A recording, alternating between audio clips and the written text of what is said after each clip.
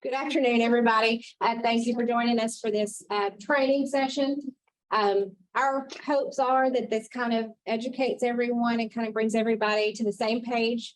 I know some of you have been here for years and years and years, and then we have some new ones. So we thought that this would be a good opportunity to kind of bring old ideas, new ideas, and merge them together and see what works best for the college as a whole. So we are recording this session, and all of the slides that we'll be using, we're also going to pass that out along with a recording of the session for everyone to look at, kind of review it as you're completing transactions. And then, of course, we're always available to answer questions as you have them along the way. So I'm going to go ahead and let everybody get started on each of their parts.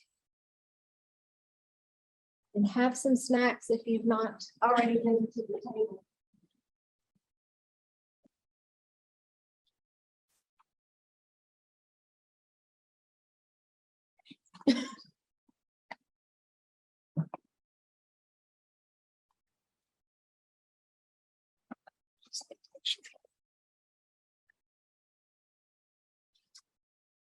There it is. Okay, so I figured we'd just go ahead and start out with contracts and purchasing, just because usually if you have anybody that's on campus performing a service, they need a contract, and you have to have a contract before you start a requisition. So it just made sense to kind of start the whole cycle off with step one and just follow it up with accounts payable, how everybody gets paid, and then payroll and grants. So to start out with purchasing and contracts. So there's my information. If you have any questions, just feel free to call me or email me or reach out anyway, and I will help you with anything I can. So contracts, you will need to do a contract routing form is what is used to initiate a contract. So unless you do this form, I have no idea that you need a contract. So please fill out this form. So it's, as a general rule of thumb, anybody that's going to be on our campus performing a service, if it's free or paid, either way, they need to have a contract. It's more so for liability reasons, that if a student were to get hurt or the contractor were to get hurt, at least we have that contract in place. So if you're on the fence about, I don't know if this needs to be a contract, just call me and we'll walk through it. But this is the very first step to starting a contract. I say please allow 5 to 10 business days. Sometimes it's a lot shorter than that, and sometimes it's a lot longer than that. 5 to 10 business days is usually just for the internal processing part of it. That just is like if somebody's out sick, it kind of gives us a cushion time to get things done. But it could be shorter than that. It all just depends on when the vendor themselves gets the contract and signs it and has it completed. But as soon as it's completed, I will send you an email back and let you know that it's finished, and I will send you a link to the contracts Google Drive folder, and I also try to include a PDF of the completed routing form and contract just for your records. But you can always access that drive. If for some reason you can't get to that drive or you need an additional copy, just reach out to me. I always keep backups just in case. Let's see. So once the contract has been received and completed, and you've gotten your email from me that, hey, congratulations, this is done now, you can go ahead and continue on with your requisition, which will eventually turn into a purchase order, and you can actually attach the contract to the requisition so we know that a contract is in place and we don't send a million comments questioning that fact. So another confusing part is contract payment used to be called contract monitoring form. We've now updated it to be payment form to be a little bit more clear on its purposes. Contract payment and contract routing both deal with contracts, obviously, but the contract routing is used to initiate. Contract payment is used to pay against a contract. So if you had a contract out there for $1,000, but you wanted to pay the vendor $500 and $500, you would do 2 separate contract payments. So anytime you want to pay against a contract, you put in a contract payment form, and people think it comes to me and it does for signature just to verify that a contract is in place, but it's actually accounts payable form. So it actually ends up at Diana, so she knows that it is okay to pay against. So this is the Jagger home screen. Just thought I'd kind of add a snippet of how it looks on there. The non-catalog item is kind of hid up in the top at the go-to section. It's used for quotes or blanket travel authorizations or blanket purchases. It's kind of a little bit tricky. If you need help with anything on it, just feel free to give me a call. But those are typically the three things that it's used for. Or if the vendor requests that the PO information be sent to them, you would need to do a non-catalog item, because the cool part about Jagger when it decides to work is that it actually auto sends all of that PO information to the vendor if it is used a non-catalog form. If it's a direct pay request, it doesn't send that information. So then the next one is punch out catalogs, and those are typically just used as standard websites. You'll want to make sure that your pop-up allowance is allowed or something, because it will say you are experiencing a pop-up, and it's just that extra website trying to pull up and be able to load for you. But all of our tax exempt stuff is already preloaded in the website, so you don't have to worry about sending them a tax exempt form or having to do anything like that. Staples, there is a minimum $35 spend limit. Amazon, there's not, but Amazon, you have to be a little bit careful because they tend to sneak in shipping cost on you and just not tell you until you get to the checkout process. So you might want to just check on shipping cost and make sure that the shipping cost isn't actually more than what you're buying. Because I have seen it before where you'll try to buy a pack of pens and for like $10 and shipping is $20, and it's like, that doesn't make any sense. So just be careful on shipping costs with Amazon, but there's not a particular limit that you have to meet with them. And then blanket travel claim form. So it's a little bit confusing because the blanket travel authorization is a non-catalog item, but the blanket travel claim form is considered a direct pay form in the direct pay form section. So you'll complete that after any blanket travel has been completed. But typically those have to be completed within 30 days. Sometimes people like to do monthly travels and do like the whole month of September. Well, obviously that's 30 days or sometimes more. So we always, if you're doing a monthly travel like that, we ask that it's done 2 business days after the end of the month. And then there's the change order request. So anytime you've entered a PO and then you realize that you exceeded that amount if it's under 10%, you don't have to worry about doing a change order. If it is more than 10%, you have to do a change order. And all a change order request is just referencing the original PO and then stating what amount you exceeded and why you exceeded it. So that information gets sent to Diana so she can plug it into the original PO. And then direct pay request, which is super easy and fun. It is for any type of credit card purchases, whether you're checking out the First Horizon card or the Shell card or the Walmart card. It's always going to be a direct pay request. Or if you have received an invoice from a vendor, you would put it in as a direct pay request, unless they specify that they wanted the PO information. Usually if they send an invoice, they just want to be paid, but sometimes they want the PO information. So if they request it, do a non-catalog item. If they just want to be paid, a direct pay request. And then for non-repeating travel or anything that's just kind of out of the ordinary, you'll do like a conference, you'll do a non-blanket travel authorization form, which must be done before the travel actually occurs. We'll get to it later, but if it's not done before, you have to attach a memo of justification stating why it wasn't completed before, which just makes extra paperwork. And then there's the request for employee tuition reimbursement. That is, I have a whole nother PDF on that. If y'all would like to see it, just reach out to me and I'll send it to you. But anybody that's wanting tuition reimbursement, you'll complete that form and then you'll assign it to me. And I'll make sure it gets sent to either staff or faculty, development committee, depending on what your position is.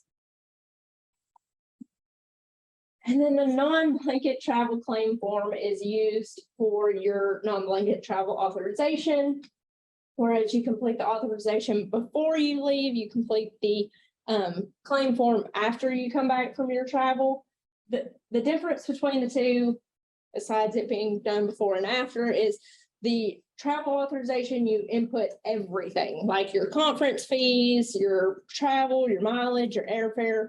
The claim form, you only put on the claim form what you paid for out of pocket. So if the school paid for the conference, you don't list the conference on your claim form. If you paid for the conference, then you would list it on the claim form. So anything that you had to pay for out of your own pocket gets listed on the claim form for reimbursement. Anything you didn't pay for, just leave it off. It's already on the travel authorization where it should be.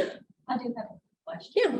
So, because I know I'm probably gonna have to do a letter of justification, there was a last minute travel that we didn't get to do the authorization before it occurred. Yeah. We can do it after.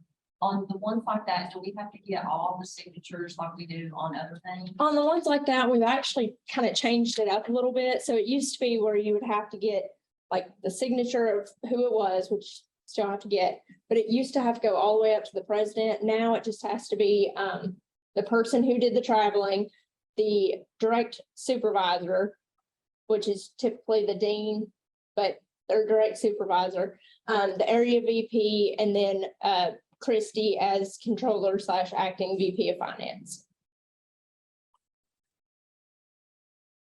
Now, if it's like a dean or a VP that was needing it done, then they would have to have it signed by the president because technically it is their direct supervisor. So only at that point would it need to be signed by the president, but we've kind of taken her, could kind of lessen her load on what she has to sign and see all the time. If it's anything higher up that meets a certain limit, then she would probably need to see it. But anything, just memo of justification for missing a travel authorization, it can just be signed by Christy. And obviously the other signatures too, but yeah, so how do you feel about filling out just one more form? I didn't know we could ask questions while Yeah. I'm talking. So, No, it's okay, yeah. so going back to like vendors like Amazon. So if you're missing items, who do you reach out to? Like how do you contact them? There should be, sorry, there should be, like if you go to Amazon, it'll pull up and it's a screenshot, so I can't do it on here, but if you go to Amazon, you pull up the home account. If you scroll all the way down to like the bottom where it's like a bar across the bottom, it should say like help or something or contact us. And there's usually like a chat bot or something. If the chat bot doesn't work, they should have like an email address or a customer service. I would just call them and say, here's my order number. I didn't receive XYZ. Is there anything I need to do? Because the odd part is even though I'm over purchasing, they don't allow me to see everybody's orders, which is kind of odd. It's just tied to your account in Jagger. So it kind of puts me in a bind because I can't like help or see what was in the order. But usually the chatbot has been pretty good. I've heard really good things out of it.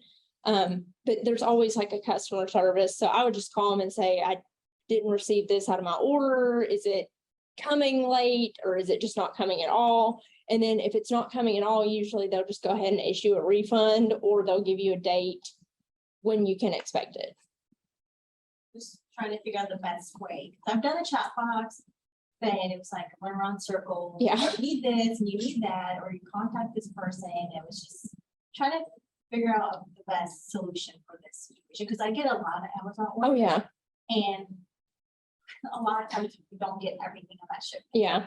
And it's frustrating because you don't know, like, do I reorder it and then it just come in late and then I've bought two of the same item that I just needed one of. So if, as long as we have that in writing, and I would say to just kind of screenshot the chatbot options too, that way we have it in writing that they said this wasn't coming, but then it got shipped. So please refund us. that's why I prefer the chatbot option, just because it is in writing, so they can't just say, well, I didn't tell you that over the phone. It's like you said it right here, so it's always good to have that as a backup option. But yeah, sometimes they're just kind of picky about what they send, or they'll send you something, don't even know, like I got sent a smart scale to my office and I was like, I've never even ordered a smart scale and we couldn't find out who it belonged to. So it's just, Amazon's one of those things where you just kind of gotta call them and say, what do I do about this? So as long as we have that backup from their chatbots or emails or however, then I'd say we have documentation for it. So I have one more question. yeah, no, you're fine. Back to contracts. So, like, how do we know that these are contract, like, vendors? Like, for example, if we've got the pie, Yeah, is that gonna be a contract that we're going to do for the pie center or something? it's kind of on a, because we had to do a junior achievement for this junior achievement building over here.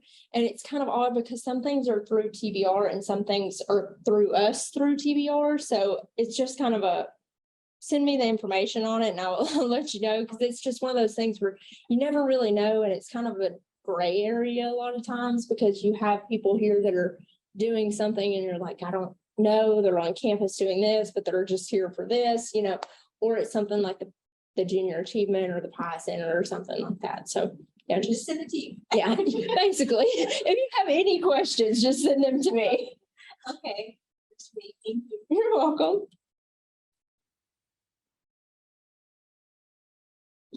Okay, so I kind of already talked about this, but the difference between the non-catalog and the catalog or non-catalog item and the direct pay request is general rule of thumb. If you have a quote, non-catalog, if you have an invoice, direct pay. Regardless of which form you use, just make sure that you're attaching the necessary documents. Like, for instance, if you did receive a quote, just make sure you're attaching it to the non-catalog item that you put on there. Or the only thing that you don't have to attach is for blanket travel authorizations. Obviously, there's nothing to attach because you're asking for authorization to travel for, like, usually it's for faculty or something that's traveling like to MHEC for constant semester. So they know where they're going or about where they're going. Our recruiters use it because they know that they're going to local high school areas and stuff. So anything like that, but blanket travel authorization, you don't have to attach anything. Blanket purchases, you do, just if you know what you're purchasing or if you have a quote for it or anything like that, just make sure you're attaching what needs to be done. And then another thing is blankets for First Horizon only need to be a direct pay. So anytime the First Horizon card is being used, direct pay request. Just general rule of thumb on that one, just if you're using the credit card, it's a direct pay. You'll want to make sure in the little general section box in the top left-hand corner of the screen of the direct pay that you're checking yes for blanket order if it happens to be a blanket to First Horizon, but anytime the credit card is being used for First Horizon, it's always a direct pay. And then purchasing for travel, the fun part. So I kind of hit on this a little bit when we were talking about the Jagger home stream, but non-blanket travel, you have to complete the travel authorization before you ever travel. It should include all expenses, regardless of if you're paying for it or if you're not. Your travel claim form must be submitted within 30 days of when you return. It should only include the expenses that you paid out of pocket for, meal per diems, mileage. Blanket travel is typically used for a fiscal year. If you know that they're just going to be traveling a lot for like a couple months, you can just do it a couple months. You don't have to do it the whole year. But I kind of mentioned this before, but if you're doing it, it must be completed within 30 days unless you're doing it on a monthly basis, which is typically used for faculty or recruiting. They like to do theirs on a monthly basis just so they're not putting in 30 different, blanket travel claim authorizations every day. So if you do it that way, we ask that you have them completed within 2 business days. I put 2 days, but 2 business days. So if it falls on like a Friday, you have until Tuesday to get it done. So, and then past that, you'd have to do a So justification. that's good. So we have, Yeah. it's not like Yeah, if it's done on, 30th. Yeah. To get it in that day. Okay. if it's on Sunday, don't do it on a Sunday. Just, it's just 2 business days from whenever it was done. So this is the purchasing travel don'ts. So in this example, you see that it just is kind of general and vague of you're going to Cleveland to Atlanta round trip, and somebody just put $50 and said that's the total amount of that I'm gonna use, and then quantity 1. So there's kind of a lot of issues with this. The to and from location are too general. Where are you leaving from in Cleveland? Are you leaving from Cleveland State? Are you leaving from your house? Where are you going to in Atlanta? Why are you going to Atlanta?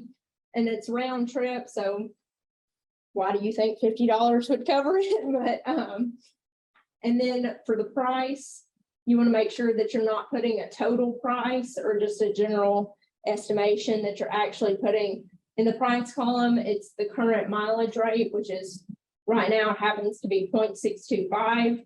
And then in the quantity, you'll put in the amount of miles rounded to the nearest whole number. Do not just put 1 unless you're traveling to Cleveland High School, which is just 1 mile away. So this is how it's supposed to look.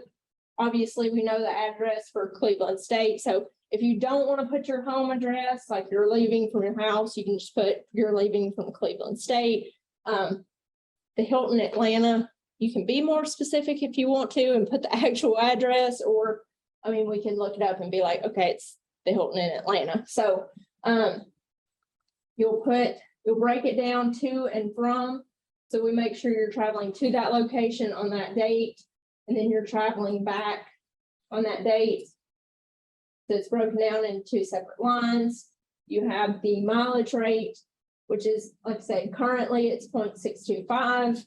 If anything changes with the mileage rate, I usually do a daily messenger and say, hey, TBR's updated their mileage rate. It's now this instead of this. So if you see that, just go ahead and update it. I usually also update the forms that are in Jagger. So I took a screenshot of this, so you can't see it, but up at the top, it should have like the helpful hints and stuff. Yeah, I have 2 questions. yeah, First one is the to and from trips broken in 2 separate lines. yeah, So like, for instance, when I do Paul Puckett, because he does a lot of travel. yeah, I can't fit them all like that. Yeah. There's so many. And so I'll try to do just like the 1 day together. Is Yeah. that okay? Or do I need to just like break his up and do separate claims?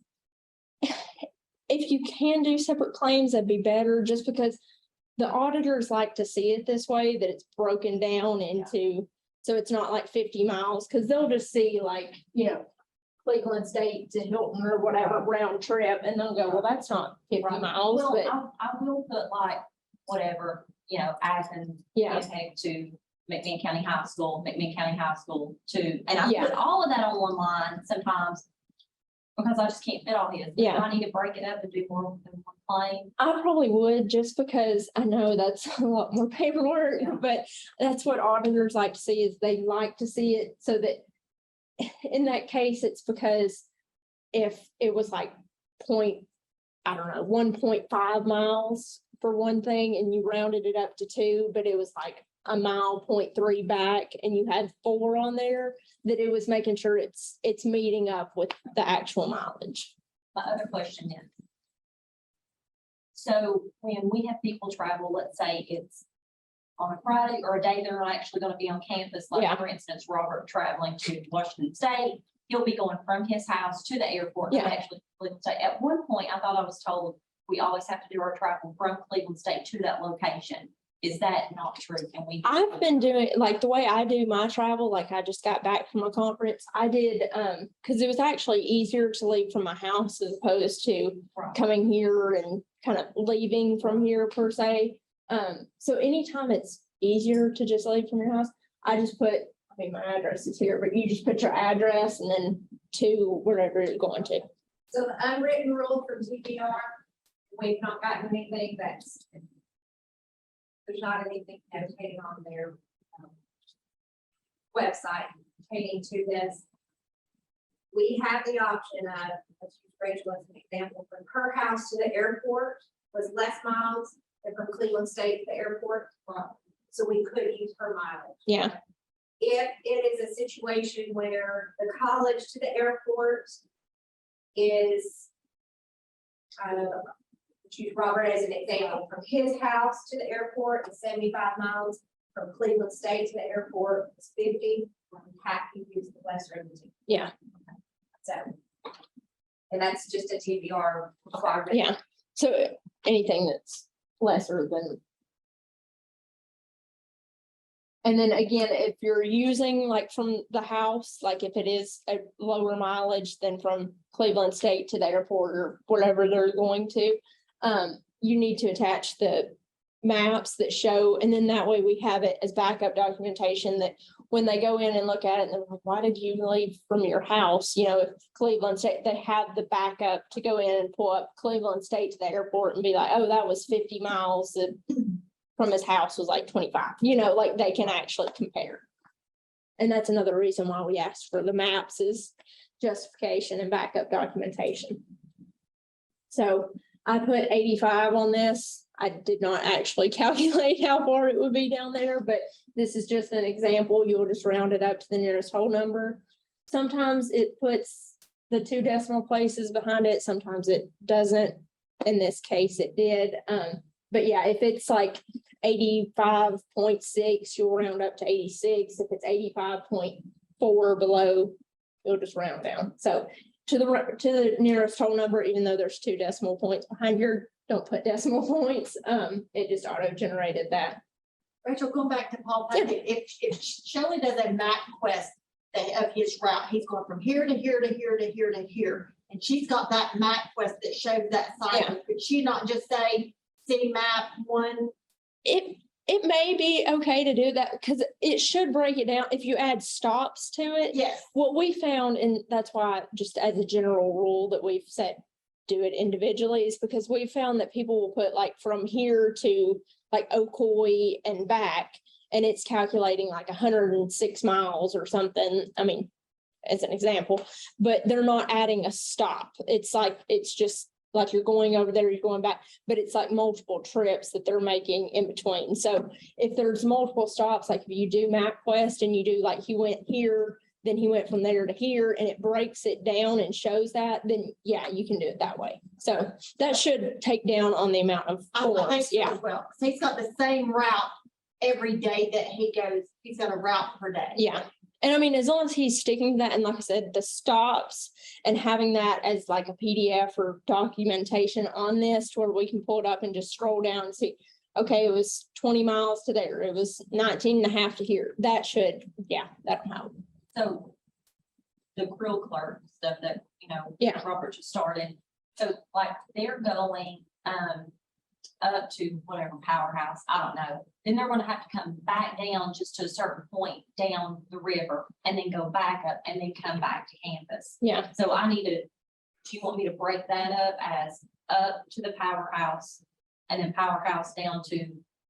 There wouldn't be an address, it would Yeah. just be them clocking the mileage back down. if there's a way for you to do the MapQuest, like stops and Yeah. pinpoint it on the map or whatever, and that way we, like I said, we can scroll down and see. Because MapQuest usually does break it down if you add multiple stops in between your destinations, and you put like Cleveland State to Cleveland State, but you add like several different stops in there, and it breaks it down like Cleveland State to, Powerhouse was Right. 50 miles. This was 19.6, this was 6.5. Like, if you do it that way, then you can just add them all in one line. But if it gets too long, because I know, Yeah, it won't let you. Yeah. Actually, I think got shorter since you Yeah. kind of did the update. and I don't like that at all. But yeah, if you run out of space in the description box, then you can break it down in the next one. But if you put like 0.625 and then the total mileage that he, the total mileage that he's drove, and then you've attached the document in these extra boxes, you just wouldn't put anything for price and quantity. You would just put like whatever you couldn't fit on that description. Just as long as we have that backup documentation that shows each and every step on it. So on CougarNet, you go to work life tab, and then there you see this list of employee forms. It's broken down into different sections. You'll click on finance and operations, and then you'll scroll down. There should be this purchasing contracts and travel and accessible procurement process and forms, which I think is a little bit outdated. But so the first one is anything that you're doing for purchases or contracts that will exceed $10,000 and will not be bid out. You have to present a justification for non-competitive purchasing contracts. And that's just because TBR looks at everything that we do that's over $10,000 that we didn't bid out. But this form allows you to justify why. So an example that I used in the first session was like, if we're looking for advertising and say Lamar Companies was the only billboard in town that offered the service. Since they are the only one that offers that service and they cost $20,000, we can fill out this form, attach it to the requisition, and then have backup. That's the backup documentation that shows, listen, they're the only game in town, basically, like we have no other choice. So the form is pretty self-explanatory when you get in there, but if you ever get into it and need help, just give me a call. But anytime it exceeds $10,000, we have to have that to go with it. And then the next thing is the lovely new vendor request. So anytime you get into Jagger, and if it's a little bit different for like faculty or staff that's already in the system that you're trying to do like a travel reimbursement for, or anything like that. If it is a faculty or staff member, you do not have to fill out this form. Just send me an email with their IN number and say, hey, Shelley Austin needs to be in the system. Here's her IN number. And I will just go in there and I'll send you an email back, and I'll keep that email as my documentation that you requested it and why you wanted it for travel authorization or reimbursement requests. But if it is a supplier that's not in our system, you will have to fill out this. There are 3 forms that have to be sent to the vendor. They love getting these forms. It's a blank W-9 new vendor application and an ACH direct deposit form. If you don't happen to have those, just send me an email. I'll send them to you. You'll send them to the supplier, and then as soon as you get them back from them that's completed, you'll fill out this new vendor request. It's a bunch of information to fill in about the supplier. Then you go down the bottom and there should be a section to attach each of the forms that you receive back. As soon as this is completed, it auto generates an email to me. And as soon as I have them in the system and I know that they're working and set up, I send you an email back and I say, hey, congratulations, your person is successfully in Jagger now. And I typically add a screenshot of the Jagger supplier information. That might get a little bit old, but it's just for, sometimes we have suppliers that go by DBA or they have a parent company. And so you might go to type in like, I don't know, Jake's Lawn Care, and it actually be under, Todd's Lawn Care or something, but it's just a part of that. So having that screenshot of the Jagger supplier information just gives you an idea of what to type in when you're looking for them. Then if you're using any type of air travel for your travel, you'll need to complete the ProCard air travel request form. And whenever you do your direct pay request, like for instance, if you're using the First Horizon card to buy air travel, you'll complete this form and then attach it to the direct pay request to First Horizon for when you're wanting to use the First Horizon card for it.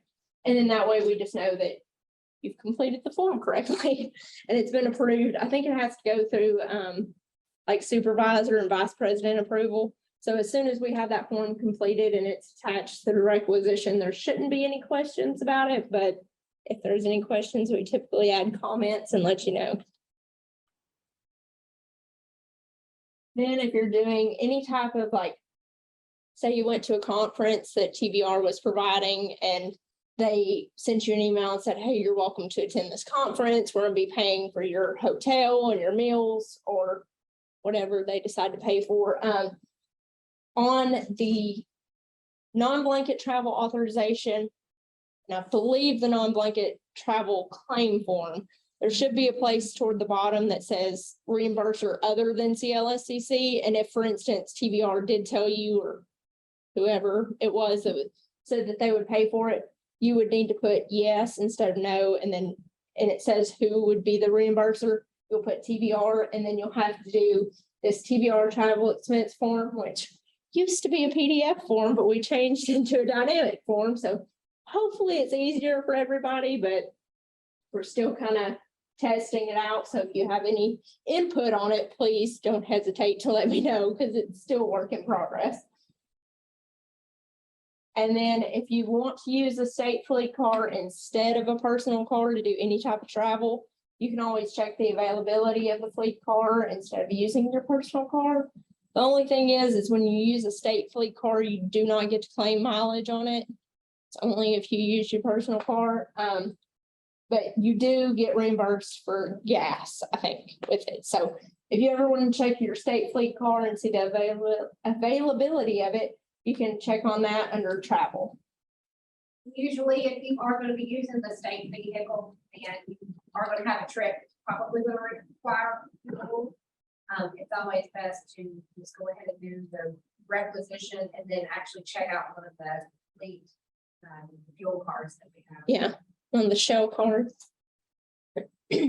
So then on the right hand of the screen, it's actually a little bit confusing because it's, if you're looking at the Jagger home screen, it's the left side of your Jagger home screen. But it breaks it down into helpful purchasing links and helpful travel links. The instructional links are a bit outdated, but they could still help if needed. We're kind of working on fixing those links so it's more up to date and shows the more modern Jagger that they've fixed up and updated. But anytime you need to see any type of contracts, like say you're asking, I don't know if we have a state contract with anybody, the underneath helpful purchasing links, you'll see, I think TBR contracts log is locked, or you would have to email me and say, hey, do you mind seeing if we have this in TBR? Statewide contracts should be open for everybody to look at. So if you're ever just curious on, hey, can we piggyback off of this statewide contract? You can pull it up on there, and it should break it down into different categories. So you're always more than welcome to check that out. Under helpful travel links, if you're traveling in-state, you'll use the TBR travel policy / per diem info. It's pretty much at the bottom of the page. So when you open it up, don't get discouraged and say this is a whole bunch of policy info. You have to scroll pretty much all the way down to the bottom, and then it breaks down like your lodging rates and your meal per diem info. If for any chance or any reason your rate of your hotel exceeds the TBR in-state rate or the CONUS rate, if it's out of state, if it exceeds that amount and say you cannot find any hotels within that price range, you can write a letter of justification and attach it, and it will have to be signed by, again, the person that's traveling, the supervisor, the area VP, and Christy as controller / acting vice president of finance, and then attached to the requisition. And that way we know not to flag it for, hey, you spent $300 on a hotel when the per diem rate was 150, you know, so we know that it's already been approved and we can continue processing it. So if that being said, if you are traveling out of state, you will use the what we call CONUS per diem info. And when you click on that, it brings up the CONUS website, and you can put in the state that you're traveling to and the city that you're traveling to. And then the next section got like a little box next to it. It asks for the fiscal year that you're traveling. Just, it should have out from it like current fiscal year. Like for instance, right now it's 2023. But it should tell you the current fiscal year, and then it breaks it down into months. So you can, if you're traveling in November, you know exactly what the rates will be in November. And then the cheat sheet for like local visited areas, anything that's not on the mileage cheat sheet that you're traveling to will require a map justification, like screenshot of either MapQuest or Google Maps, something like that. So yeah, if it's on the sheet, you don't have to submit anything unless, for instance, the sheet says it's 160, but MapQuest says it's 165, which we're working on updating this to be the most recent, but if you happen to notice anything like that where you're actually driving more than what the cheat sheet says, just upload it, upload the map documentation, then just kind of let me know, hey, this is wrong. This is actually what I travel. So then the fun part, the credit card check in and check out. So the First Horizon credit card can be used anywhere. So say you have an event, but you don't know if you need to go to Walmart, Publix, or Dollar Tree, but you know you have to get like a certain amount of items. I always recommend doing the First Horizon card because the First Horizon card can be used anywhere. If you found something at Walmart and you're like, well, I think Walmart has it, but I definitely need whatever this is.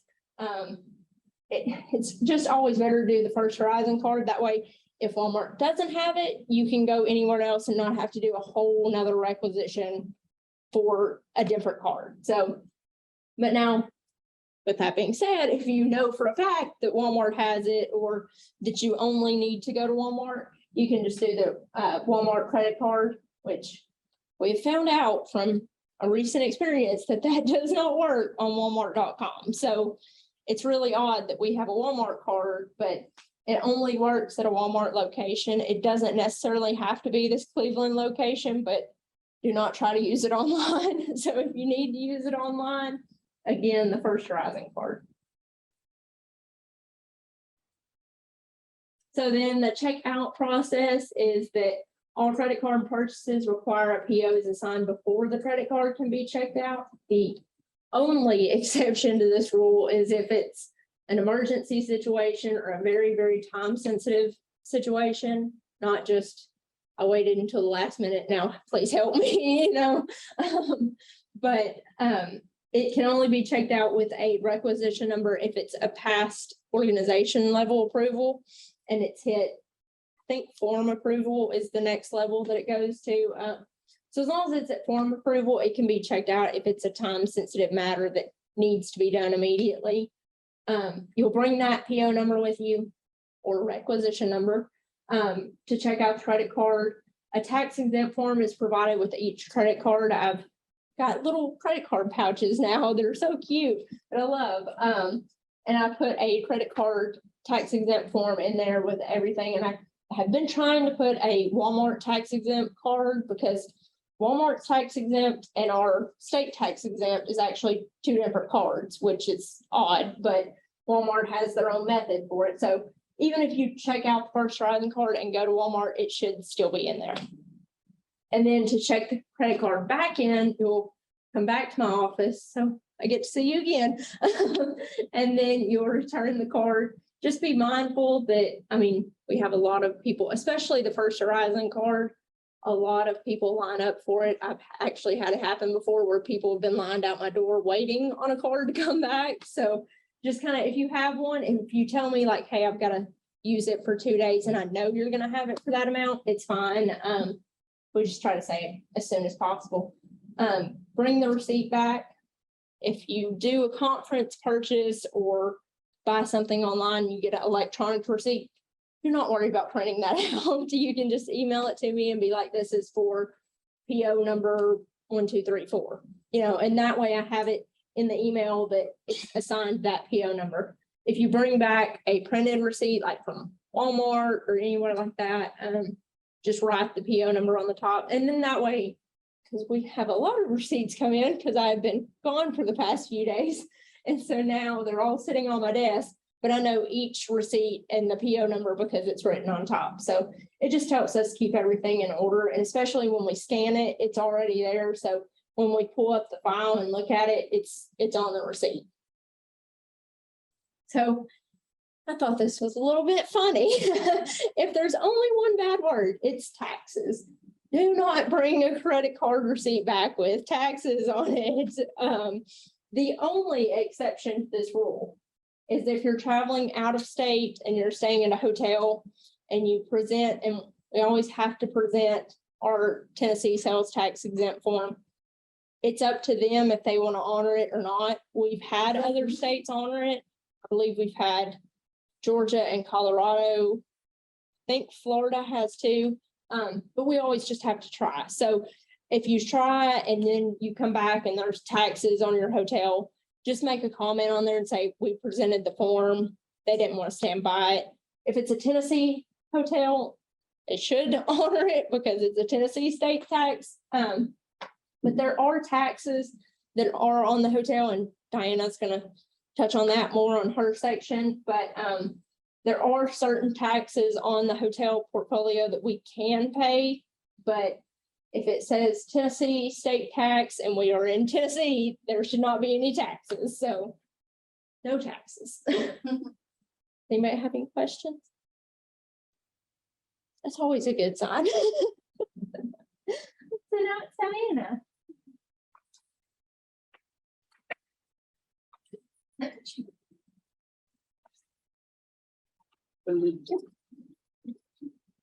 Right. So, I'll go back. So email, phone, if at any time any of this doesn't make any sense, or you get back to your office and you're finally in Jagger doing something and you get really confused, just give us a call. We're here to help. So all our information is there and we'll walk you through it. So let's go through how invoices are paid. So you've made a purchase and now the bill is coming due. You've put in your requisition, it's turned into a PO. If it's a direct pay, you will enter that with the invoice attached. So if you know you're having work done, say on the baseball field, they're getting new turf, and Joe's turf guy does it, and he's finished, and he hands the invoice to Kathleen. She will upload the invoice. She'll make a direct pay to Joe's turf, and once it turns into a PO, I know to automatically pay it. So I don't have any more contact with her on that. I just automatically pay the invoice, and then the check is cut the next Tuesday or Thursday. Checks are run on Tuesdays and Thursdays, and they're usually available after 3. Most of the time I get them done closer to noon, but the second I put that they're available at noon, I won't have them ready till 4:30. So we say 3 o'clock is when you can generally expect those checks. So I can get them in the direct snail mail, or I can get them in an email. And so when vendors send that, typically the purchase order is listed on there. And if you're working directly with the vendor, please make sure that they have the PO number so they can put it on. If I don't have a PO number on it, I don't know who it belongs to generally. There's some things that it's obvious who they're for, like advertising and things like that is communications or HR, but some of the other stuff, I don't know every department by heart. And so I wouldn't know who it goes to. So then I'm sending the email to several people saying, is this yours? Does this need to be paid? So it just makes it a lot easier if the PO is on there. So when I get an invoice, I look at it and I look up the PO in Jagger. If it's already been receipted, that you have gotten it, say like a Staples order, then I just go ahead and pay it. I don't have any more conversation with you over it. And then it's available in the next check run.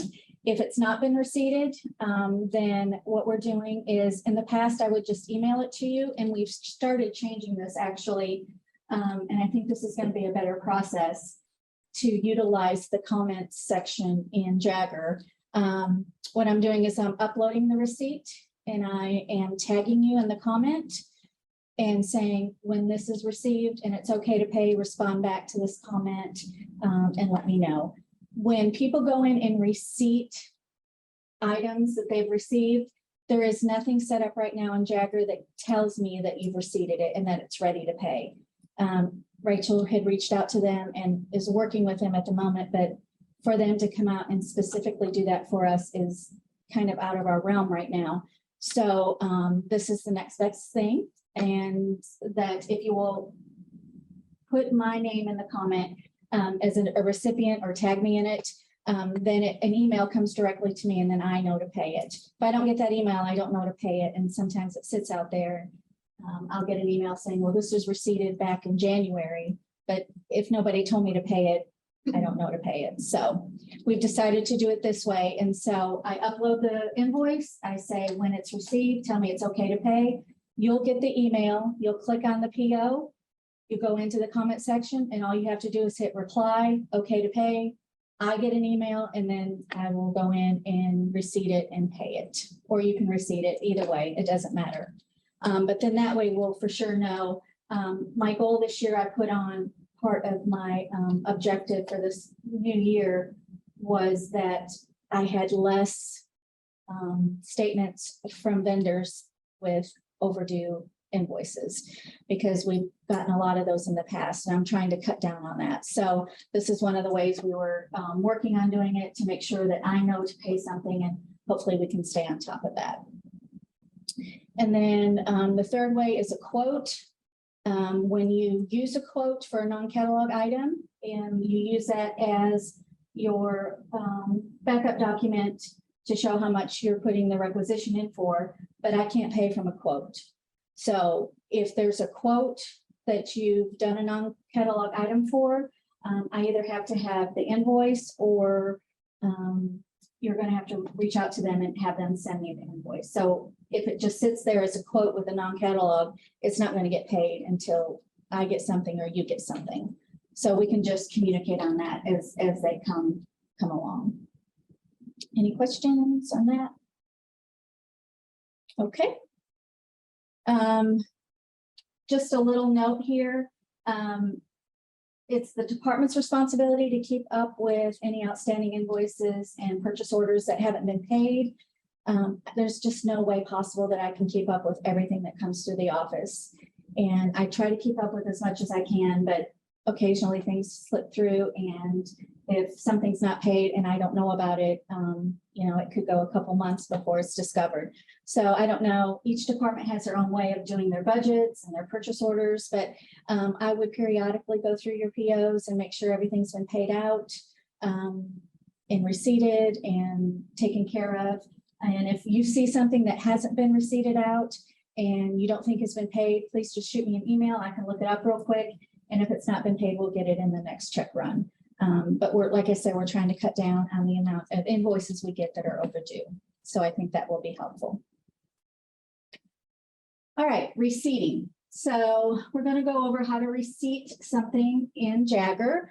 I'm going to use the First Horizon Direct Pay. So you've checked out the card and you've gone to Walmart and you are back now with the receipt. And then you need to go into Jagger and receive that, or go to the PO to receipt it that you've completed it. So what you'll do is when you go into Jagger, in the top right-hand side is a search bar. And so you'll just type in that search area, your PO number or the requisition number. If you haven't written down the PO number after it turned into a purchase order, you can just type in the rec number and it'll bring it up. So you're going to click on receipts. And then you're going to click on create a cost receipt. So receipts, so here you can see that the PO number was 39482. And then halfway across the bar there is receipts. So you just click on receipt. And then you're going to click on create a cost receipt. And when you do that, it's going to let you go in and enter the amount that you're receiving. So here, the amount of this PO, it was a direct pay for $30, and that's what it was. So you'll physically type in there $30 and then just hit complete. It's the big blue button on the right. And you're done. So if when you turned your the card back into Rachel, you didn't hand her the receipt, you can upload it here, and you can do that in the comment section. And you can just comment, here's the receipt. I think it's Andrea that's always does it. She says, hey girls, attaches a Walmart receipt for such and such for whatever day purchase. And then we've got it there. So then I can go in, just a little backup. When I pay the First Horizon card each month, I have to have a physical receipt for every single purchase that is on there. And sometimes it's 6 or 7 pages long, how many charges we have. So that's hundreds and hundreds of receipts. So if I don't have the receipt, I can't pay the bill. And so a lot of times I'm spent searching, trying to find a specific receipt, where if it's this way, I can just go here and grab it. So we have to have the receipt either with Rachel or here. So. And then after you do that, I had talked about this, I went a little ahead of myself. You'll make a comment. So you'll go up to the comment button and you'll add a new comment, which is on the right-hand side is a little plus button. And then this is just a sample of how Sheila does it. She said attach are the receipts from Aldi and Little Caesars. And she split them up because there were 2 purchases. She checked out the First Horizon card and she went to Aldi's and Little Caesars. So she uploaded both receipts for me. And then she also told me that she submitted the food form, which we'll go over in a minute. And then she said, please close the balance because for this particular one, I think she had it open for $75 and she only spent what, 60 something. And so that let me know that when I go in to pay it, I can go ahead and close that out. Otherwise, it stays open and then you get the open PO report from Rachel and then you're having to go back and look at it. So this just lets me know this PO is done, I'm done with it, and it can be closed out when you pay the First Horizon card. That makes sense? Any questions? Okay. And then do you guys know how to add a recipient? Some people say you're adding, some people say you're tagging, same thing. When you go down after you make the comment, you can add a recipient. So if you click on that, and then you can just type in my name, it will bring up my name automatically. You'll add it, and then it will send me an email and let me know all is well in the world. We have all the receipts. That's where Sheila uploaded their receipts. And so that was done. Okay, so this is a cash advance. So if you are going on a trip and you're taking students or you're needing a cash advance for meals during the trip, back up. That's not an option. I said that now I could just see a whole thing open up. This is for cash advances for if you're taking a group and you need the cash to pay for different things. You will enter a travel authorization first. And once that is in the system, you'll need that travel authorization to go in to do this. So that's why we say you have to do the travel authorization first. Then you're going to go and do a direct pay to whoever it is that's taking the group. So say like Polly Castro, he's the baseball coach. So he's taken the baseball team on a trip and they need a cash advance for their meals for the students. Kathleen will do the direct pay to Mike directly. And there we go.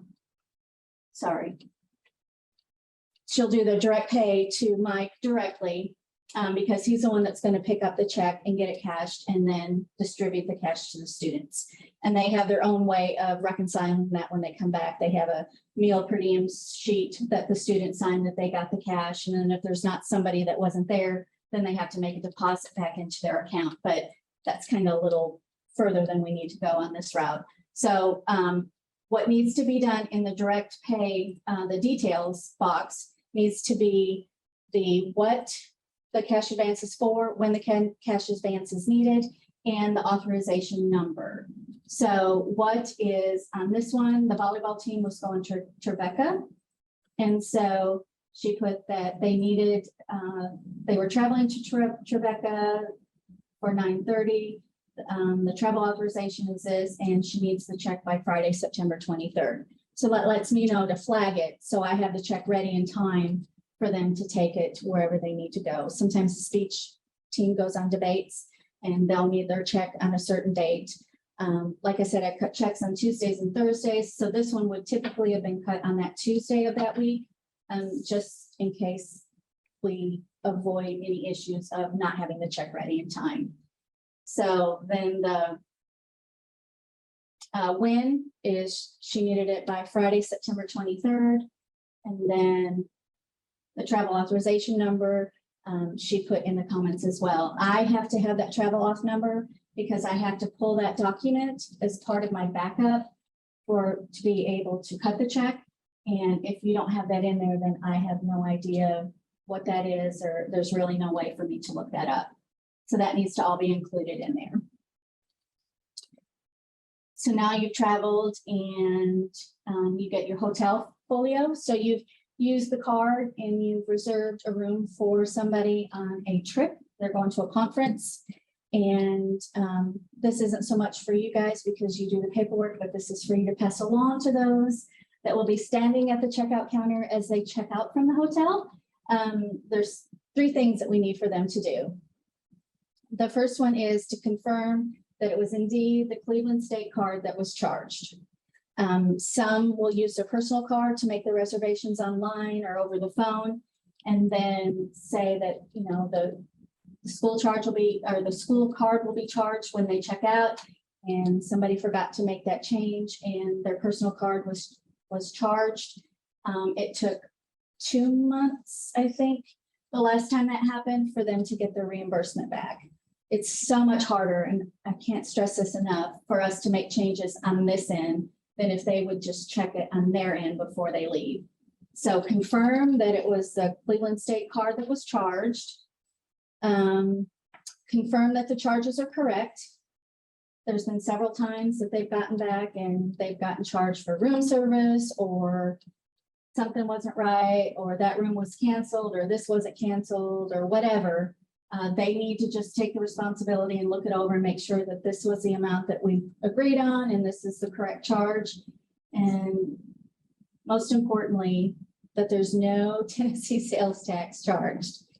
And like Rachel said, hotels are working around this by charging extra taxes, and they'll say room tax, or they'll say this tax, food tax, pretty tax, whatever tax they want to charge.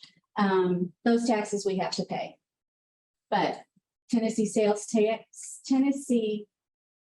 sales tax, we cannot pay. So they just have to make sure that that tax is not on there if they're staying in Tennessee. If they're staying outside of Tennessee, they still need to present our tax exempt form and ask them if they will honor it.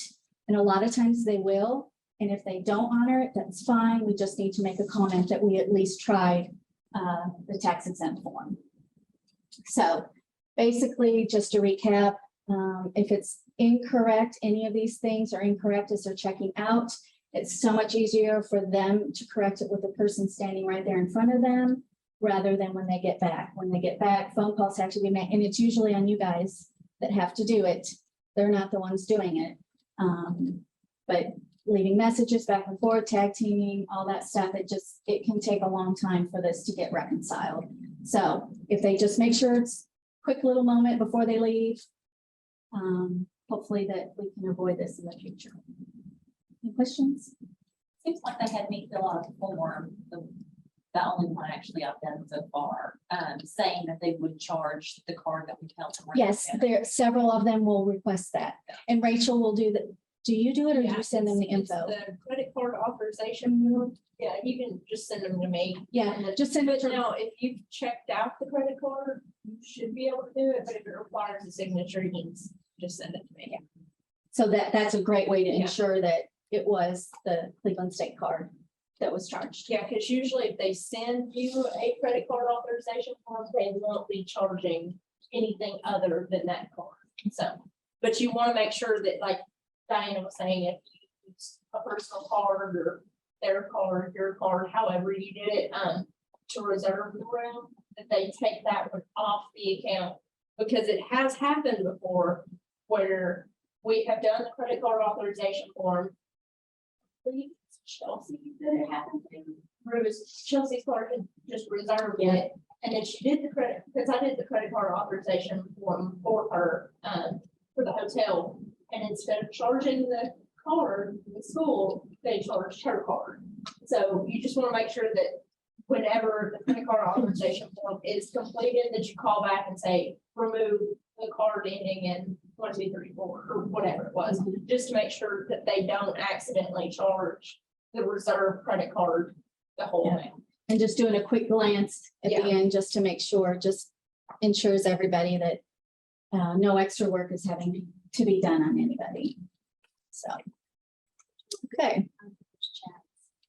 Yes, okay, yeah. I'm just sorry, I just keep saying I'm up around. Oh, I think you're getting this. am I hitting everything? Yeah. Okay. So enterprise rentals. You've booked a trip and you're either going to take a rental car or you're going to rent a van to take students somewhere.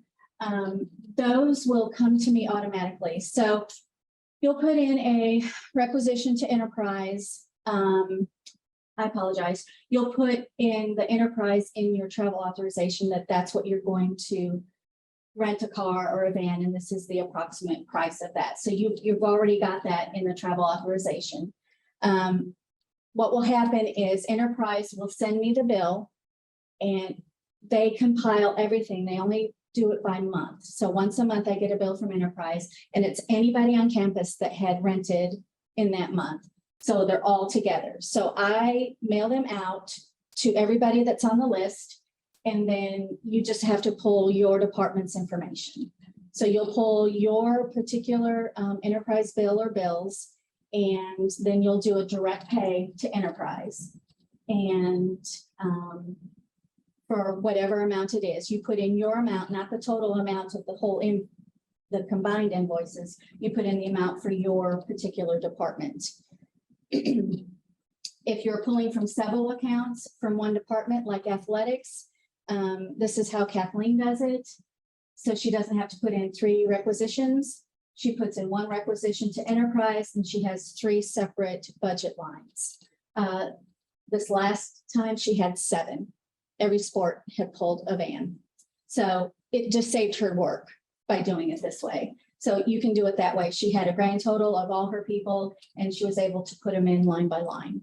And if you don't know how to do that, I can walk you through. It's just, what's the, Rachel, at the end, when you're split line, is it split? Oh, yeah, you'll add a split to it, and Yeah, in a case like this, where like, I think it's happened to Shelley before, like if you happen to not have access to a certain account, but you're wanting to do a split like this, you can assign the clerk to me and I have access to all the organizations, so I get to add it, or include Great. the accounting codes okay, to make it process, so it doesn't just right. reject it. So if you're wanting to do this and you don't know how, or you don't have access, just holler at one of us and we can walk you through it and make it easier for you.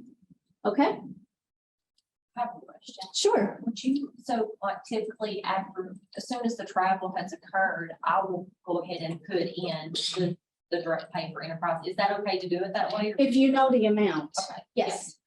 Sometimes, like for athletics in particular, they'll reserve 3 vans and only need 2. Or they will reserve 2 vans and actually needed 3. So sometimes there's change, but if you know it was 1 van, that's all we use, this is the amount it's going to be, you can go ahead and get it done. And then when the bill comes, all you have to do is upload it and tell me it's ready to pay. Yep. And then once I've paid this, I'll go in and receipt it. And then we'll cut the check. Okay, food form.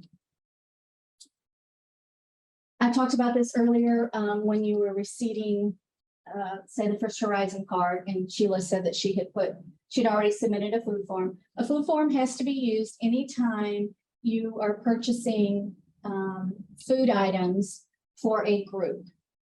And we kind of ran into a little thing not too recently ago where the foods were bought for, was it biology, Rachel? Yeah, And they weren't eating them, they were using them for their experiments. However, they were edible, so food form still had to be submitted. So basically, the only time you don't have to submit a food form if it's just drinks. Say you just got water for everybody and you put in a requisition for that, you wouldn't have to do a food form. But like for today, we had snacks. So we're gonna have to put in a food form for that. So it can go back to, it can track what the food was bought for and why and who was there and all of that. So the food form is found in Work Life. Go under Finance and Operation, and then under Accounts Payable, it'll say food form. And you'll just click complete this form. And this is what it looks like. So you'll enter your name, your email, the purchase order number, the vendor. So that could be, Little Caesars or Walmart if you bought the supplies at Walmart, Subway, whoever. The amount that the purchase was, the date of the event, the time of the event. I know that's odd, but you can find that on the receipt. It'll tell you what time you purchased it. Topic of discussion, like for ours, we would put business training meeting, and attendees at the meal, we would put faculty and staff at Cleveland State. So it doesn't have to be extremely detailed. You don't have to write a book, but we do have to have all those fields completed for that. And it's real quick. It shoots it back to me. I print it off and use it as part of my backup documentation that I have to upload when I make the payment to First Horizon. That's it. So. Purchase order number. So where it says purchase order number, if you have just submitted the requisition and it hasn't turned into a PO yet, you can put the requisition number in there. However, it's preferred that you have the PO number in there because the PO number will coincide with everything else that's the backup document. But if the case is presented itself where you don't have the PO number yet, you can just put in the requisition number. And that if you're uploading more than one receipt, that the total in the amount of purchase equals the total of the receipts and the total of the purchase order. They all have to match up. All right. So that's where the PO number goes. And that's where the amount goes. And those are the big items. Okay, memo of justification. So this is something that has to be submitted if you've lost a receipt, and it happens from time to time. When I was in athletics, they're filling up with gas at 3 o'clock in the morning as they're coming back from Nashville in a game, and the receipt gets lost between there and the office. It happens. So anyway, I just lost my train of thought. If that happens, if a receipt is lost, you'll have to submit a memo of justification, and that has to be submitted by the person that actually checked out the card and that used it, that had lost the receipt. I did these in Google Docs because you can share it with everybody that has to have the signature on it. And then if you just keep up with it and you watch it as everybody signs, then once all the signatures are there, you can just upload it to the PO and it can be done. But it has to include the date of the transaction, the amount, the place of purchase, the purchase order number that it goes against, and the reason why the receipt wasn't returned with the card. One time, one of the coaches left the receipt in the car, and it was a fleet car rental, and maintenance cleaned it out and the receipt got thrown away. So that's all they put was receipt was accidentally thrown away. It was bought on this date, traveled to whatever game. It was for $20 and it goes with purchase order number, whatever. And then that coach signed it, and then it has to be signed by the person who used the card, their immediate supervisor, the dean, the vice president, dean or vice president of finance, president, and the controller. Unfortunately, when it's a lost receipt, it has to go through everybody. But like I said, if you share it with everybody that has to give the signature and ask them to sign it, it'll all be in one place. And then if auditors pull it up, they can go back and look. And I don't know if you know in Google Docs, but you can see history. So you can see when somebody logged on, when they signed it. It'll tell you all of that information. So it'll show that you actually signed it and that I didn't just go in and sign everybody's name. Okay. That's an interesting concept. I'm not that good with Google Docs yet, but when you say sign it, you mean they just type their name on the document? They do. They just type their name on the line and they put the date out next to it. And then, so everybody can sign it once. So it doesn't have to go in any certain order. So when that person gets it, if they approve of it, they can sign it. And like I said, then it'll go up in the top. We can see, I can prove that you didn't just go in and sign everybody's name. I can go in and show that Rachel signed it at such and such a time and you signed it at such and such a date. Mhm. So that's the lost receipt memo of justification, and then there's also an over 30 days memo of justification. We've had instances in the past where receipts were found in a car a couple months later and they didn't turn it in. They just have to do the same thing with their particular information, why it wasn't submitted. They forgot about it, or sometimes, particularly in athletics, I wouldn't know that somebody had charged on the card until I was reconciling the P card and I was like, oh, look, there's a charge and there's no receipt. So we could just put that, discovered it while reconciling the P card, that we didn't have this receipt. It was for women's basketball on such and such a date for this amount and all that. Same with the signatures is the same, and completion is the same, just to upload it to the PO. Any questions? And I'm done. Yay.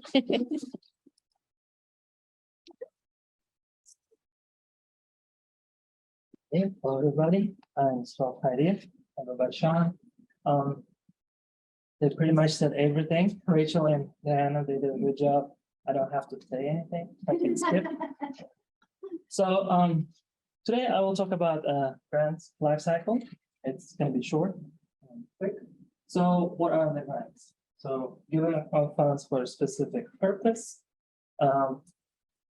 According to grants.gov, it means an award of financial assistance, the principal purpose of which is to transfer a thing of value from federal, it could be state, nonprofits, and private, to a recipient to carry out public purpose of support or stimulation authorized by the law of the United States.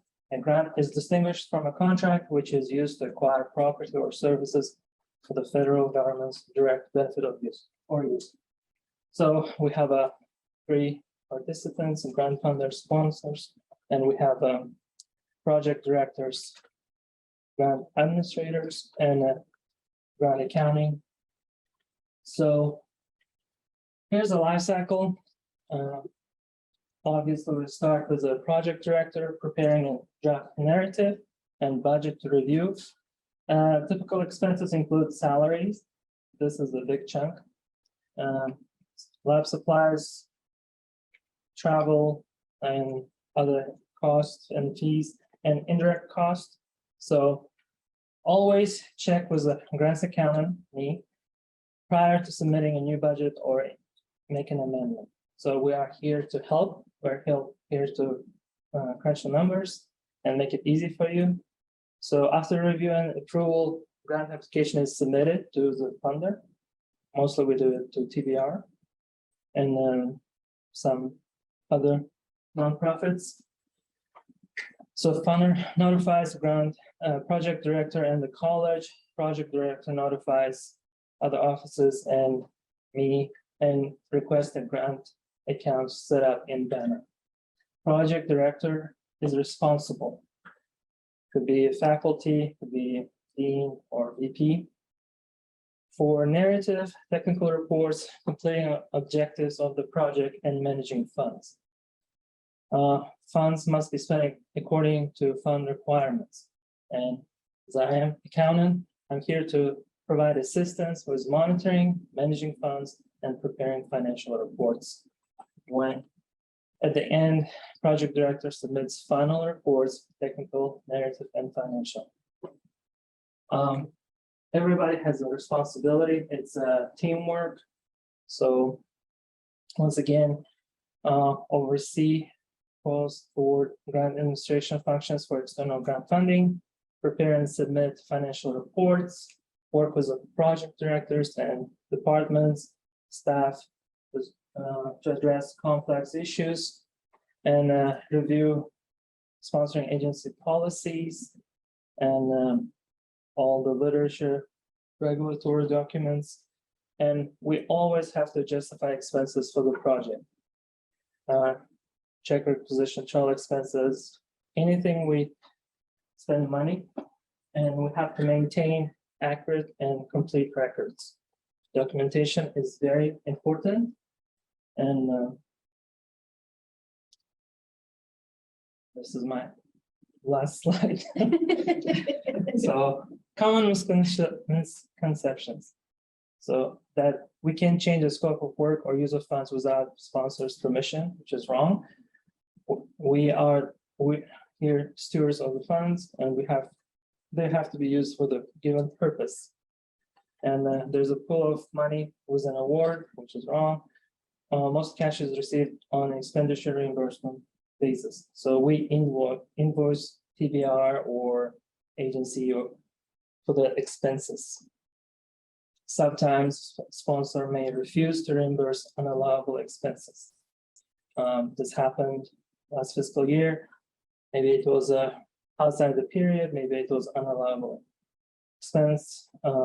Even the travel, we have to, with the GIVE grant, we have to check with TBR before we spend.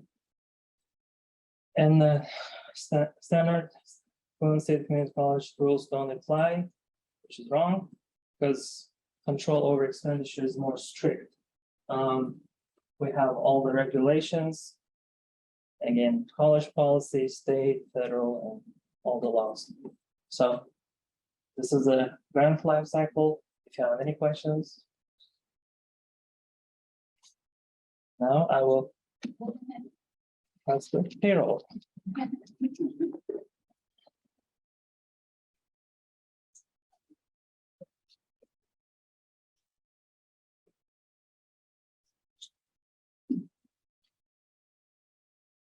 Payroll.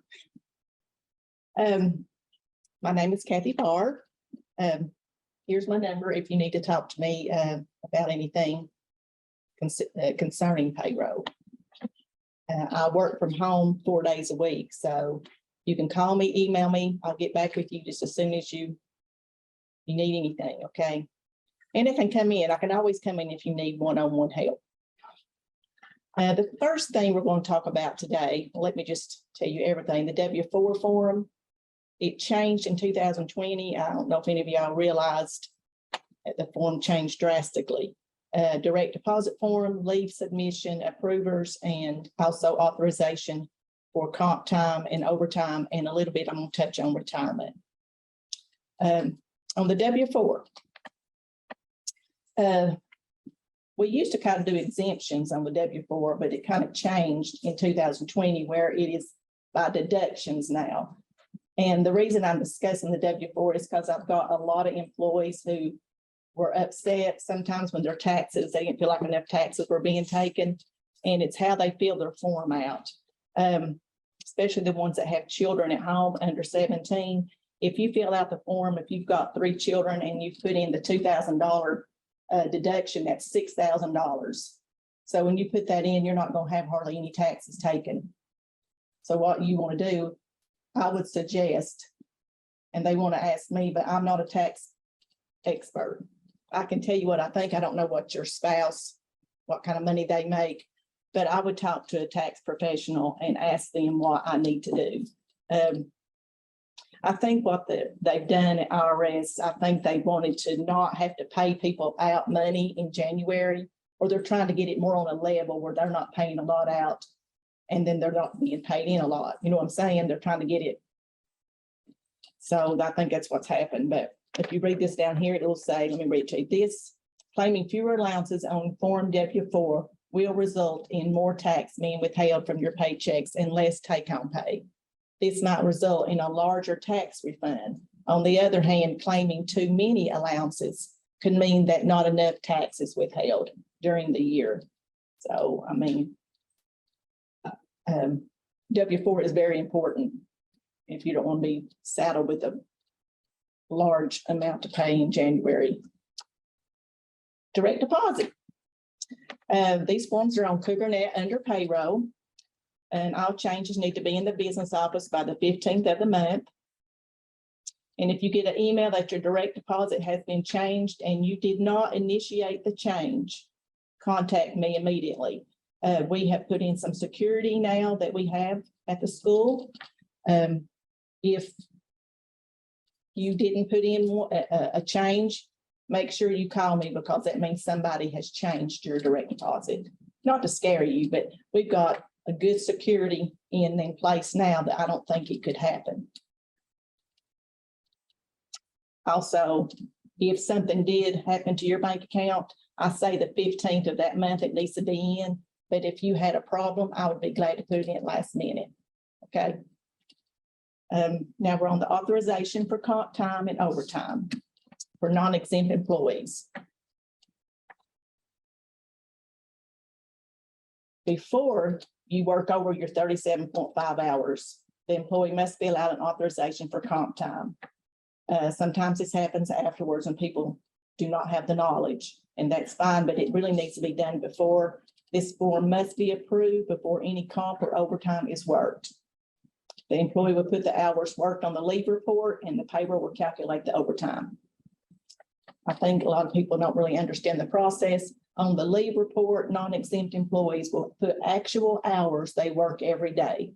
Like Monday, they work 10 hours, they would put that in. And then I would calculate whether it was, if it's comp, I'll calculate. If it's overtime, I'll calculate it. And then there is a line on your leave report that has comp time taken, and that's where they would put those hours in. And that's why we need the authorization for comp time also, is because if I don't know they're doing overtime, I can miss it.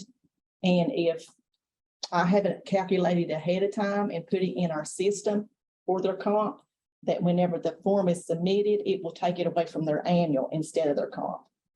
I have to manually put that amount in. Got any questions on comp time? Is that, no? Leave reporting. All leave reports need to be submitted by the 15th of each month. And that's for everyone. If 15th of the month's on a Sunday, you need to do it by the Friday before the 15th. And the steps for reporting.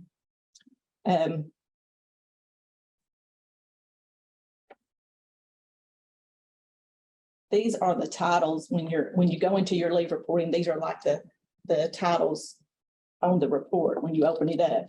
Not started, of course, you've not started. In progress, that means you opened it up and you put some time in it. Pending means that you have submitted your leave and you're waiting for your approver to take it from there.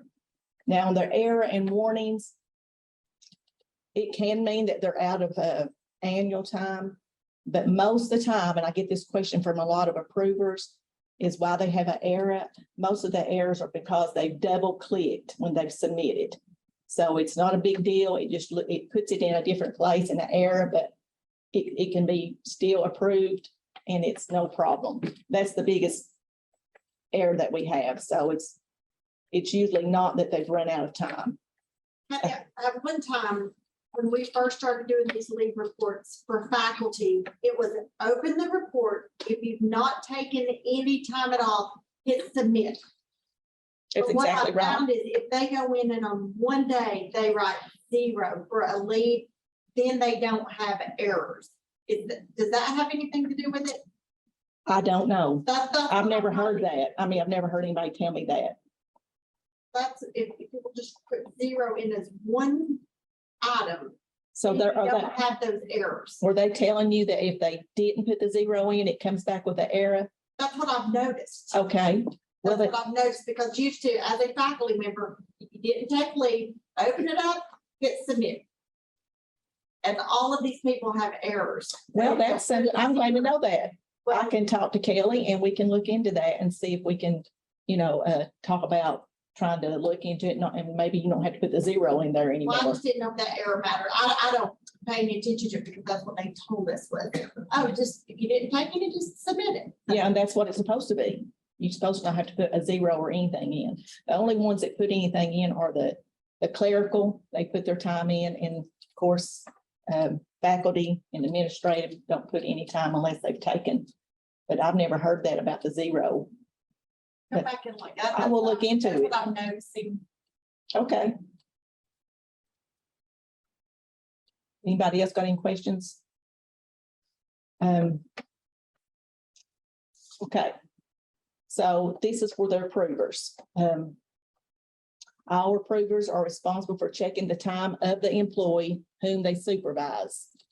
They need to check the leave report with the leave request to make sure that they are matching the hours and the date of leave. If they do not match, then the approver will send back the leave report and email the employee to correct their leave.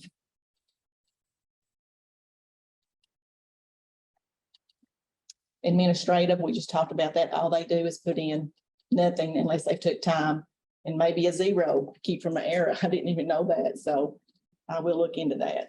Faculty, same. They just put in sick time if they have any sick time. Correcting a prior leave report. You'll find this under Cougar-Net, work life, finance, payroll, and then corrected leave. And all the forms for payroll are under this. You'll also find the authorization for comp time and also the leave request and the leave forms. There is tutorials also under payroll for if anybody needs a tutorial for the leave. If you get new employees, you can teach them how to do their own time sheets and leave. But correcting a prior leave, I'm sorry. That's where you'll find the corrected leave report. You fill it out and you have your supervisor sign, and then you send it to payroll. And from there, what I will do, this is if, let me give you an example of this. Let's say somebody submitted their form, they were gonna take the last week off as vacation, they came back early. So they need to correct, it has to be corrected, it can't be corrected by them. And so that's where this form comes in, that I will correct it in Banner, I'll add their time back, and it might be that they took time and I'll take it away. So that's pretty easy to do. And the tutorials, I already talked about that, where they're at, they're called the user guides. Got any questions? I do want to, just one more thing, on retirement, I was just going to hit on it real quick. If you have Empower as a retirement, and you've made a change for that pay period, sometimes it takes 2 to 3 weeks for me to receive the change. So if you don't get it changed that month, if you're, it's, let's say you, the third week in the month that you've made the change and you don't see a change, sometimes it'll be the next following month. And also, you know, there is a lot of retirement that we have, and we can make mistakes. I have made them.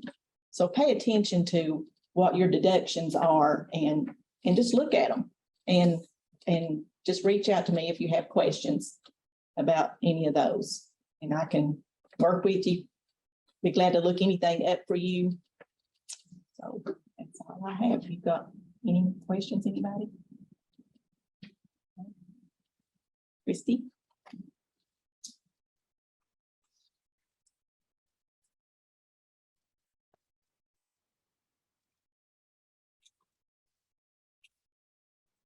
So put that on chat.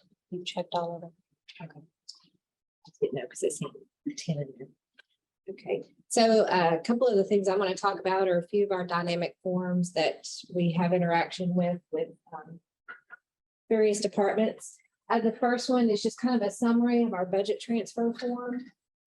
Anytime this is being used, you can do transfers between your travel accounts and your operating accounts, especially if you're kind of overseeing just one org.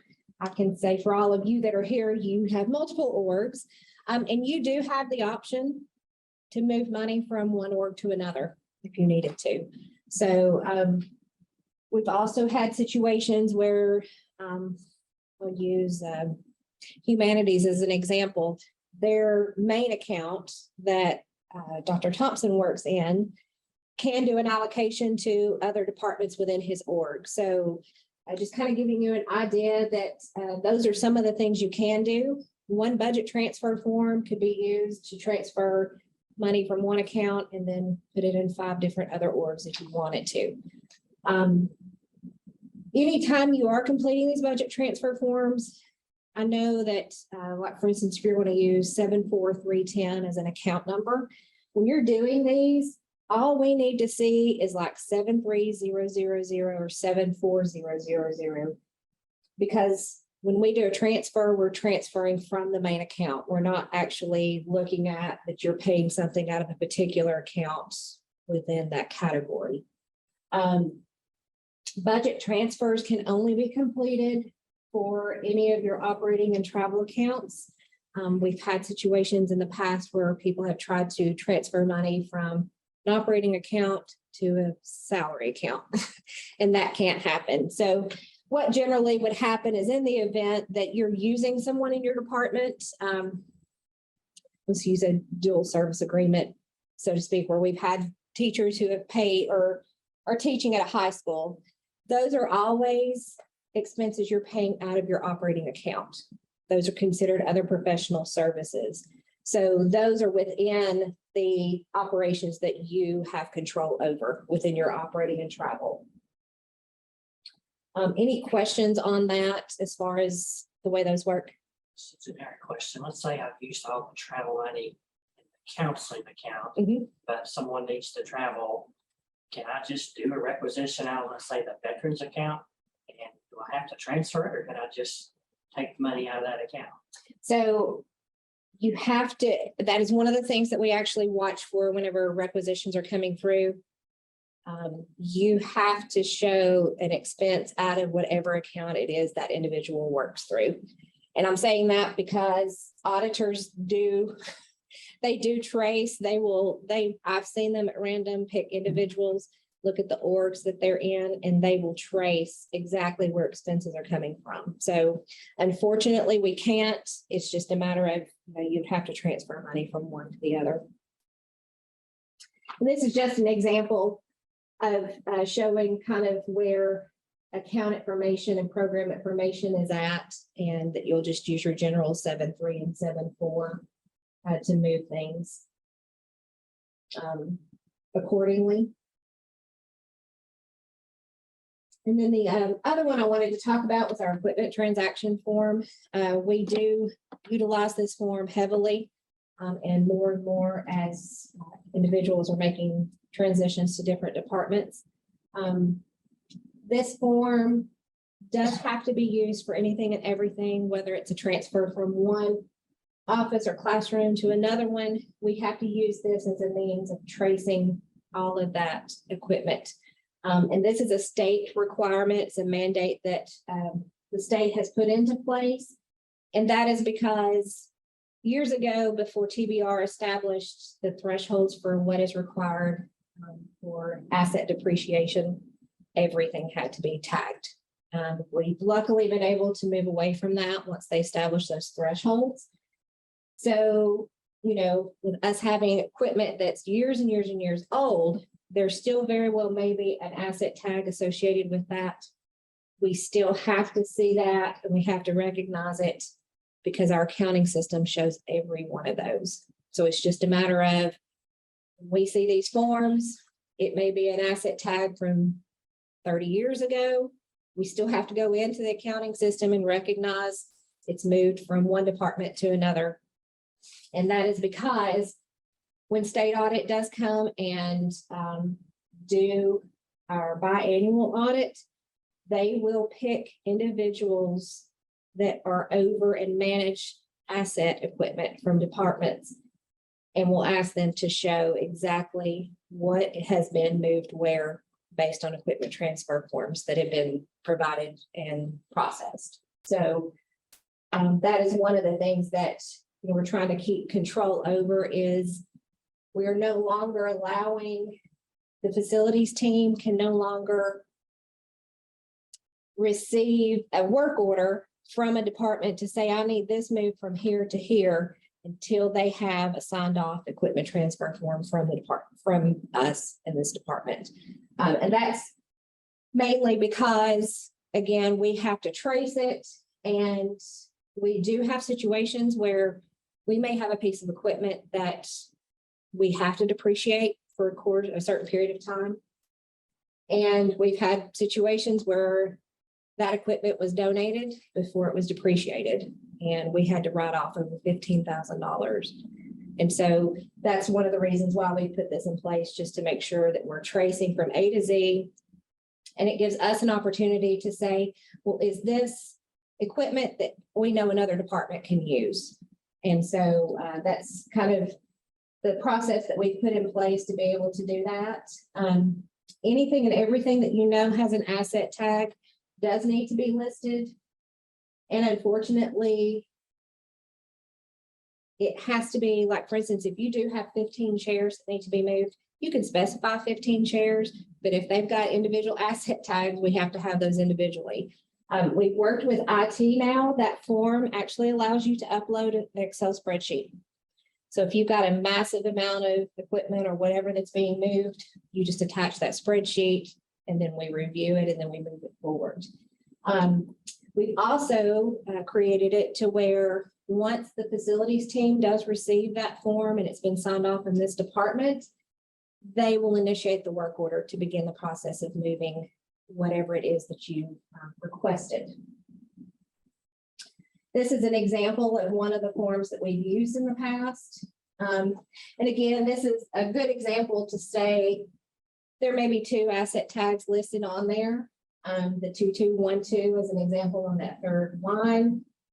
Maybe a departmental tag that they've used. We do have several grants now that we've got some grants who they want a pencil to be tagged. So, those may be tagging systems that someone else is doing, but the 13940, we recognize in our department is an asset tag that state audit's going to look at and wonder where it's at and what we're doing with it. One of the other important parts about the equipment transaction form is at the very bottom, again, specifying if you're transferring to another department or if you're wanting it deleted officially because it's a surplus, or it is something that we're going to be selling on GovDeals. So Christian, you're a little nervous about all the stuff that went out of that science building. Because I know we did not do a transaction form. Yeah, we did all of that on this side of it because it's a state funded Okay. project. I was just like, Yes. So we know where all of that. Yes, we know where all of that equipment is at and what they're doing with it. I mean, it was like I was going through a cabinet and I found a computer. And I called Clayton and Clayton came and looked at it. and said, yeah, that's a little old and there was a tag on it. Yeah. And he took it. So if somebody else gets it, then they're doing this in the back. And they have, yes, so IT does have their own individual tagging system that they have to follow as well. So Okay. yes, all is well on that. Yes, but in general, with the exception of that, we're doing some massive renovation of sorts. This is for your just general day-to-day processing. So does anybody have any questions or additional information you would like for us to include at a later time or, feel would be useful in addition to what we've discussed today? Something I think we would like is we are trying to keep a little checkbook. This is how much we're saying we're spending and we do a purchase. How do we go in there when they go in to make sure everything is okay? We are trying to track down when we get a email from y'all saying we have this much money and we can't for the life of us make dollars match, so can we have some more training on Like we have talked about in budget and the budget managers meetings we've had in the past, I prefer Argos over SSB. When you are receiving budget reports from us, we are usually extracting that information the last day of the month. And understandably, that is information, the day we extract data may be the same day that Diana's running accounts payable. So you're never going to actually ever see that to be penny for penny. I mean, that's just nature of the beast because the accounting system is running consistently and constant. So, with what you see coming in through Jagger or that's going out as a payable and all of those different things are coming into play. As far as being able to see transactions or being able to trace those, like we have talked about, and I can send out the Argos tutorial as if anybody does need it. I like Argos, and I think you and I have talked about this. The way it's built, you can click into something and everything's gonna fall out. It's gonna show you, these are our open POs, these are the ones we've paid and closed, to kind of give you an idea.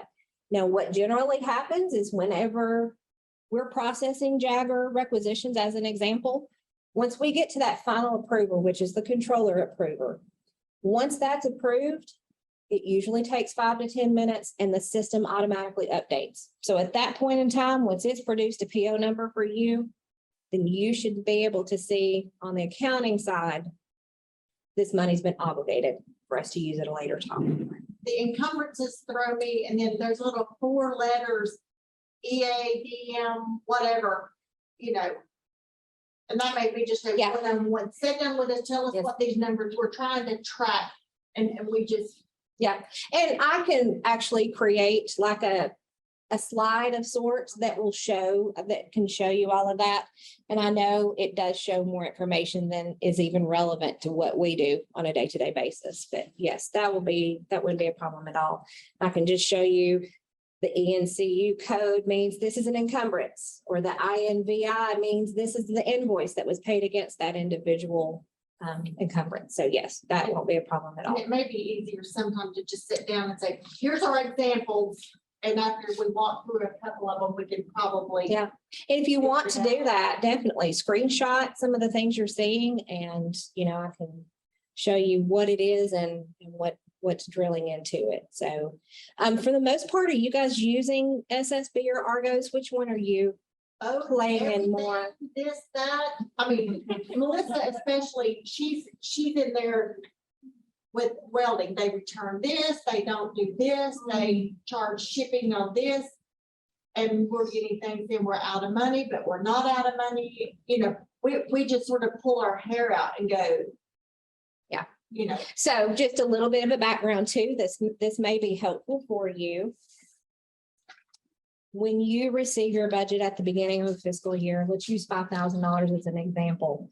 You've got that $5,000 is showing available to you. If you start putting requisitions in and they have totaled 2,500, your budget is automatically going to assume you've got $2,500 left to spend because you've obligated this other money. So what's happening is that money sitting over there, and you may have a situation where you've got 15 requisitions coming through at the same time. Well, as the system is processing them, again, I'm doing that initial approval, but until it gets to the very end and that final approval goes through, the system doesn't recognize that you've put anything in. So you could put 15 requisitions in one day and then turn around and the very next day start putting some in. Well, if we've done approvals on our end and everything that you've put through is going to max out what your budget was, then it automatically comes to me and says, hey, budget's been exceeded for this particular org. And then that is when I usually reach out and say, hey, your budget's exceeded, and this is because you've got all of these open requisitions that either A, haven't been paid, or, it's a situation where, we've got a $50 obligation, but it only costs $25. You told us to pay it, we paid the invoice, but we left the PO open because you did not tell us you were finished using it. So those are different scenarios. We've had situations where we'll just go back and, everyone will look at their POs and say, oh, close this, and this. Well, it automatically frees it up because you are keeping track of your own budgets, within your departments. So that's something to keep in mind too, that's generally what's happening. We're talking a 5 to 10 minute lag time from you put it in, it gets blessed by the department, and then it posts to the GL. So that's, the biggest thing to keep in mind too. So did any questions come through? Chat. Okay. But I do try to send out open PO reports to everybody. I don't do it every month. It's like every 3 Yeah, or 4 we're months. trying to, so what usually happens, and that's been a general cycle, because everyone's got access to Argos and SSB at any point in time. We start up and it's usually, a couple of months into the new fiscal year. And then that's when we start kicking up the monthly budget reports that we send out. And then usually every 2 to 3 months is when a PO report goes out to the departments. to kind of give you an idea of where you're at. You know, we've officially passed Q1 of this fiscal year. So that's when we're going to start seeing more activity. We're going to start seeing more budget transfer forms because, you know, you've got people that are spending more in this department and not in this one. So we're getting into that part of the fiscal year. Budget managers are going to start receiving their budget reports for this month. So when you receive it in October, it's for your data as of September 30th. And so that's what we'll do moving forward. So, and if you've ever got other individuals, we recognize, I'll use Karen and Mark as an example. You guys are the budget managers that oversee your departments and your orgs. You can always make the request for us to send those budget reports to other individuals as well. The main objective with those budget reports are when we pull that information, we're looking at that we can see what percentage you've used of your budget at a certain point in the year. We generally look at, we've got 12 months in a fiscal cycle. In general, you should be at about 8.5% utilization at any point in time in the year. So that's what we're looking at. You know, if we're in the 4th month of the fiscal year and somebody's used 65% of their budget, then that's when we're like, hey, you may want to take a look at what you're doing or see if there's something that we need to make an adjustment on. So that's the main objective of the monthly budget reports, is to kind of give everyone an idea of where they're at and, you know, kind of keep in mind. And understandably, you've got tons of blanket POs that, you know, you're establishing for mileage and all of those different things. So, all right, any more questions?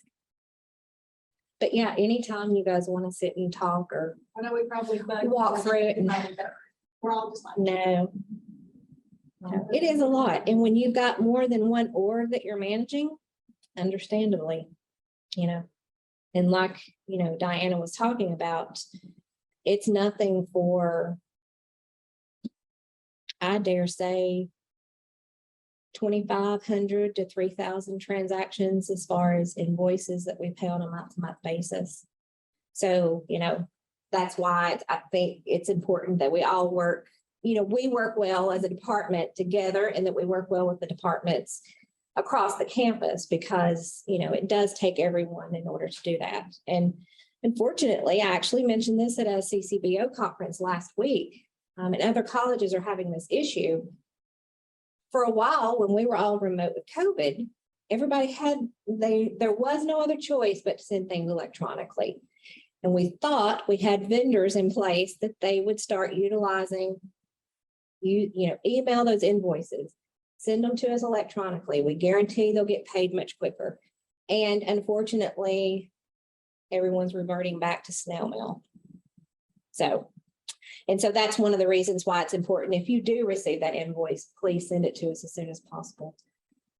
So, Diana, do y'all prefer emailing copies of receipts or attaching them to the form? Doesn't, whatever work, as long as it's there, it doesn't matter. And there's no need to get a receipt, make a copy, give us a copy, you know. If you need a copy for your records, like when I was department secretary, I always made a copy. That's how I closed out that purchase order, and I file it or whatever. But if you don't, you can always pull that PO back up if you need that for whatever reason. If you get in the habit of just attaching it to the PO, it's always going to be there. And I've found that the more information we can attach electronically to the PO, the better off we're going to be when auditors come. And so starting to utilize the comments a lot more. They just had a meeting with TDR today over lunch about utilizing the comment section in Jagger, because everything's right there. And then you can look at it at one fell swoop. So you've got the invoice, you've got the receipt, you've got whatever all in one spot. Am I notified if there's comments going on? If they tag you. If they've tagged you, So you have to be tagged. So they're like, that's what I was talking about with the receipts. People will go in and receipt, and then I'll get an invoice and say, is this, you know, what are we doing with this? And they're like, well, I receipted it back in 3 months ago, but it didn't notify me. And so I didn't know to pay it. So we're trying to I'm trying to find a workaround from that. And the only way I could come up with doing that was making the comment right there on the PO and then commenting who submitted it, and usually the secretary. I try to always include the secretaries and, right? And so, that way, somebody's gonna be able to reply back and say, yes, this is okay to pay. And then that makes our turnaround much faster. And then it's right there too, if we ever have to pull up and like, they say, we never got our direct deposit or whatever. So I can go back into that PO and I can see where it was receipted on this date. I said I was gonna pay it on this date. I pull it up, it was paid on this date with this information. And when I provide those vendors with that information, like, oh, we found the